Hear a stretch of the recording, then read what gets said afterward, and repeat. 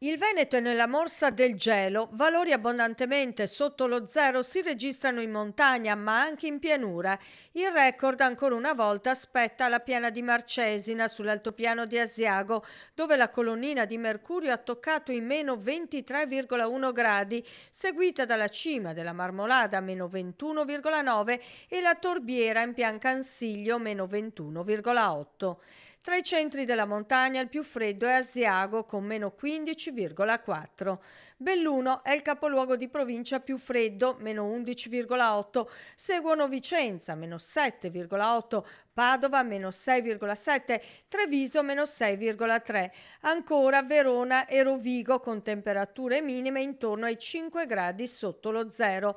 Il gelo non risparmia Venezia, dove il termometro ha fatto registrare meno 2,5 gradi. Da appena prima di Natale, aria fredda di origine prima continentale e poi artico-marittima continua ad affluire sul nostro territorio, portando generalmente qui sulla nostra regione giornate stabili con poche occasioni di precipitazioni, ampiamente soleggiate proprio come oggi, con aria veramente tersa ma decisamente fredda, con temperature che sono leggermente sotto le medie sia in montagna che in pianura. Temperature così basse non si registravano dal 2019. Il lago di Fimon ad Arcugnano nel Vicentino è ricoperto di ghiaccio. Con l'inizio della nuova settimana le temperature soprattutto in quota si riprendano, quindi siano in leggero aumento, e vedremo se avremo forse a che fare con un periodo più mite ma più umido, quindi finalmente con qualche perturbazione che potrebbe